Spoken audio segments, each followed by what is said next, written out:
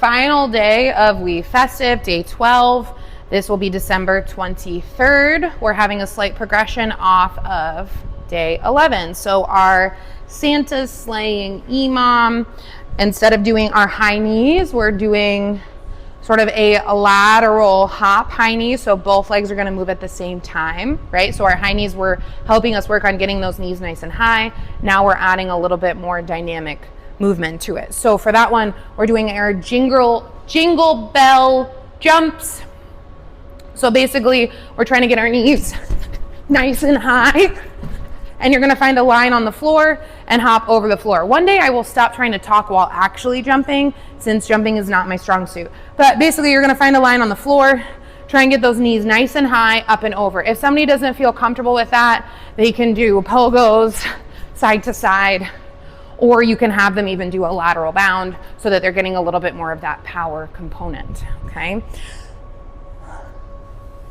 Our modified single arm push-up is a progression off of our single arm plank. So we're gonna find that same setup where their feet can be up to 2 shoulder widths, okay? They can use a yoga block here on that free side, 2 feet, find that push-up.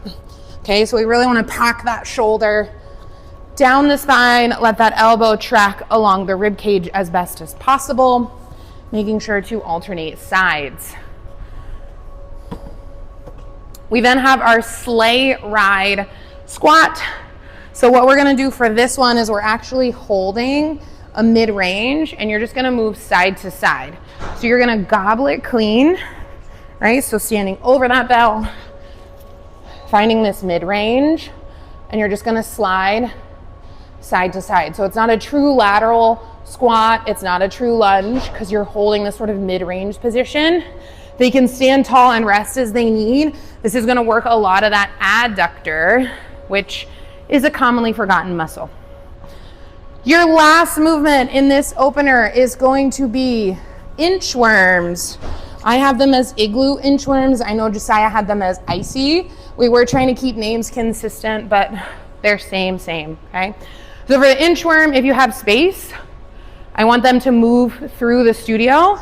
So that means that they would be walking their hands out, walking their feet in, walking their hands out to a plank, walking their feet back in, okay? If you don't have space, what you can do is walk the hands out, walk the feet in, stand tall, turn around, walk the hands out, walk the feet in. Let them soften their knees as they need to, because the hamstring flexibility is going to be a big limiting factor in this movement. Second work set, our reindeer games. We're still working with our 2 sides, right? So side A, side B. Side A has now progressed back to a double bell jerk with the clean in between. So now we're getting heavier and adding load on both sides. We're then gonna progress into a bridge floor press and a plank cookie reach, which is just a kettlebell push press or a plate push press, okay? So for your double bell clean and jerk, again, I'm going to show them in slow motion. So 2 same size bells, nice strong hike. We get into that tall racked position. It's a load, explode, stand, catch, stand.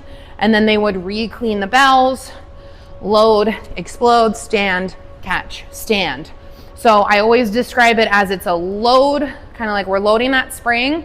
We're dropping through a trap door as our arm extends overhead, so our body is moving away from the bell. We stand all the way tall, finding that full extension, and then we catch those bells, okay? So in real time, double bell clean, load, explode, stand, catch, stand, step out, re-clean, load, explode, stand, catch, stand. Okay, so for this portion, they do have a working portion and then a rest portion. I don't expect many of our members to actually go as heavy as they need to for a double bell jerk and do this movement for a full 30 seconds. So make sure you are giving them the freedom to do 3 to 5 reps, rest as you need, jump back in when they're ready, okay? For the bridge floor press, that's fun, background noise. Hopefully my mic is working. For the bridge floor press, we're giving them a little bit more of that stability back with the feet on the floor. So that means their press weight can be heavier. So they're finding that strong bridge, hitting that floor press. So this should be heavier than what they were able to do with the hollow hold floor press if they did also do that day. And then they have their plank cookie reach, so they can use a light kettlebell, or if you have plate weights at your studio, they're gonna find their nice strong plank. The kettlebell will be on its side as they push and then pull. Push, pull, or if they have a plate weight, okay? They can take their feet a little wider here than hip width because again, they're effectively in a single arm plank, not a full 2 shoulder widths because it's not true single arm, but give them a little bit more stable base of support by allowing them to take those feet a little bit wider, making sure they're not rotating in those hips, so keep those glutes nice and tight. Side B, we're continuing on a little bit more plyometric. So we have our ice skaters with a medicine ball slam. So taking that ball, ice skater, medicine ball slam, ice skater, medicine ball slam. The target for the slam is just in front of their stance foot or slightly outside. Right here, here, here, here, okay? For our Blitzen up and overs, these are a box up and over, so common in CrossFit versus the step up and over we were doing earlier in WeFestive, where you keep one foot in on the box. So for this one, the box up and over is a up, step off, step up, step off, okay? So it's effectively a box jump, turn, step to the other side, box jump back up. If someone feels uncomfortable with this, you can have them do a step up instead of a box jump, or you can use the stepper and go back to the box, to the step up and overs, where one foot is on the step and they're switching side to side. Okay, so we're working on a little bit of that plyometric explosive movement as well as some of that lateral stability. Last exercise are our reindeer skips. So you're going to use cones to pace out a distance for them, or you can use a length of the studio. Ideally, we're doing like an A skip here, but you can also just have them do a big high skip if you can't get them into an A skip, okay? So nice and bouncy, really focusing on height for these reindeer skips, right? Because reindeer fly. Final work set of WeFestive. We are finishing with box swings, a bottoms up TGU, and Grinchy rows, which are just gorilla rows. So trying to get people nice and heavy, also hopefully unlocking a new skill. So for the box swings, we've already done our side to side movement. We've also done our forward backward swinging. Now we're putting it all together. So we have our nice strong hike. We have our float, we step forward, find the backswing. We step in, step out, find the backswing, step back, backswing, step in, step out. We just did a box, okay? So in real time, we find our hike, up, in, out, back, in, out, okay? Then they would switch, up, in, out, back, okay? If somebody doesn't feel comfortable with the box, give them the option of just doing forward, backward, or side to side.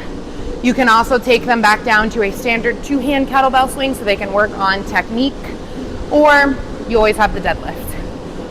For the bottoms up TGU, they need to go light on this, especially because we don't have chalk. So if you're typically TGUing a 14, you're gonna go minimum 2 bells down, if not 3. Okay, so for this,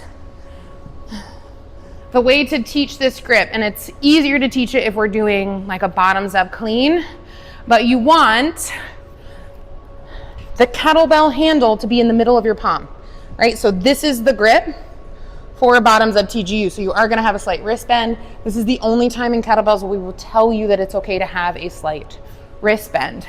The TGU itself is exactly the same.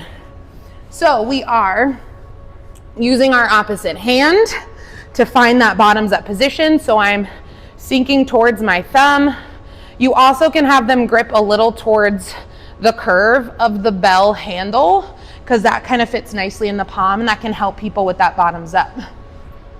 Okay, they're gonna have to go nice and slow and controlled here to find that good stability in the bottoms up. Okay, if somebody feels like they're going to lose the bell, have them bring their other hand or bring that bell down, right? Don't let them clock themselves in their face. We find front inner thigh, sweep, elbow, back down, okay? If this becomes really challenging in class, just use it as an opportunity to let people try to PR their TGU. So instead of doing a bottoms up TGU, have them go heavier. Do a standard Turkish get up, standard hold, nice strong TGU. But for those members who want to try something different, you have the bottoms up TGU on the screen. Okay? So we have our box swing, we have our bottoms up TGU, and then our gorilla rows. We want these bells to be actually very, very heavy, right? So you're gonna stand over top of those bells, a little bit of that sumo squat. So that's part of the reason why we had those sumo movements in the beginning work set. Sitting those hips down and back, but our chest is still a little bit more forward. So it's definitely more squatty than hingy. You're gonna post up on the side that's not rowing, starting in the barbell grip and then rotating as you hit that row. Nice strong row here to the bottom of the rib cage, sort of belly button area. Okay, this is a row because you have that opposite side stability.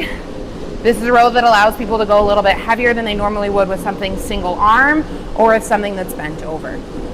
Have fun.